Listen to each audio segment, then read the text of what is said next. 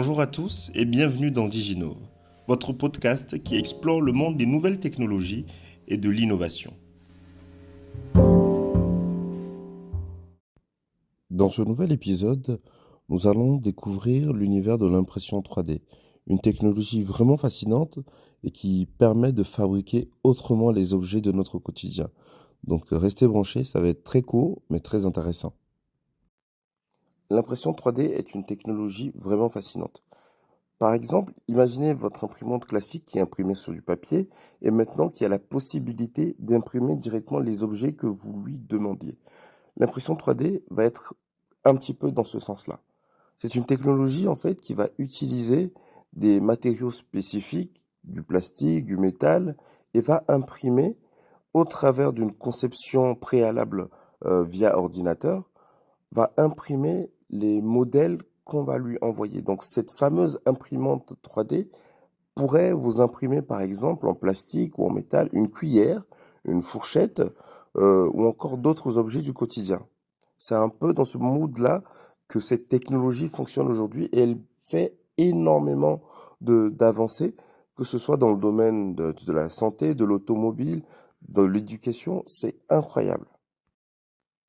On va essayer de prendre un exemple concret, par exemple, dans le domaine de la santé. Dans la fabrication des prothèses médicales, par exemple, les patients ayant besoin d'une prothèse peuvent désormais bénéficier d'une solution vraiment adaptée à leur morphologie, à leur anatomie. Ce n'est plus vraiment des solutions patchées, mais c'est vraiment du sur-mesure qu'on peut faire grâce à une imprimante 3D, grâce à cette technologie. Les médecins, les experts vont utiliser des scanners 3D qui vont permettre d'adapter et de modeler toute la morphologie de la personne, du patient, hein, et adapter maintenant cette conception-là via l'ordinateur, via ce qu'on appelle donc une CAO, hein, une conception assistée par ordinateur, et qui permettra maintenant à l'imprimante 3D de fabriquer fidèlement la prothèse sur mesure. C'est vraiment quelque chose de très pertinent et qui change la vie de beaucoup de monde aujourd'hui, surtout dans le domaine des prothèses et de la santé en général. Ensuite, ce modèle numérique est créé à partir de ces données. Donc, comme je vous l'ai dit tout à l'heure, l'imprimante va construire cette prothèse à travers divers matériaux, hein, et le résultat final sera vraiment ajusté, sera vraiment pertinent, adapté et sur mesure pour le patient.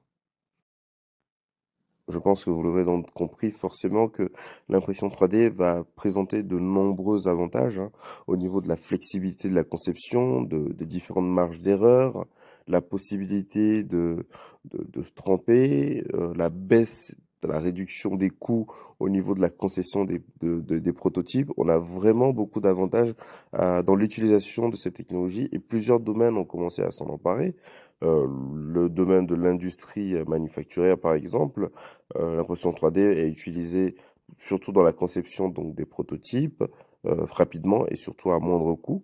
Dans l'architecture, par exemple, on arrive à refabriquer des maquettes totalement en 3D, des maisons entières en 3D, ce qui est très très pertinent et permet aux clients de se projeter. Dans le domaine de la santé, on a donné l'exemple tout à l'heure.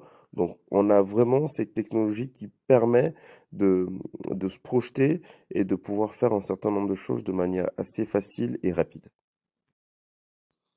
Pour vous parler un petit peu des perspectives de cette technologie, moi je pense que nous en sommes encore loin de voir concrètement le potentiel total ou tout ce qu'elle a à offrir.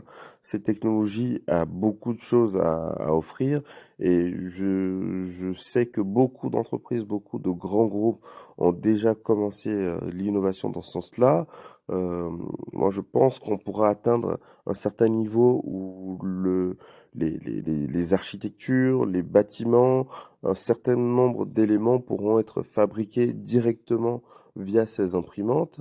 Une maison totalement modelée via ordinateur pourrait être totalement imprimée.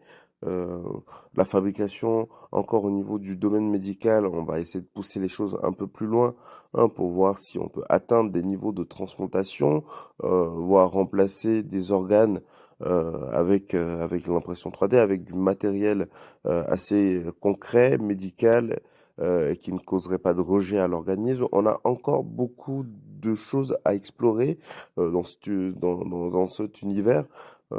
Pourquoi pas parler aussi de développement durable? Je pense que l'impression 3D va permettre de fabriquer un certain nombre de bâtiments avec des matériaux recyclés, des villes durables par exemple. En tout cas, je me permets de rêver et d'y penser dès maintenant. Je pense que cette technologie a encore beaucoup à offrir et ça serait intéressant de s'y intéresser un petit peu. Donc voilà.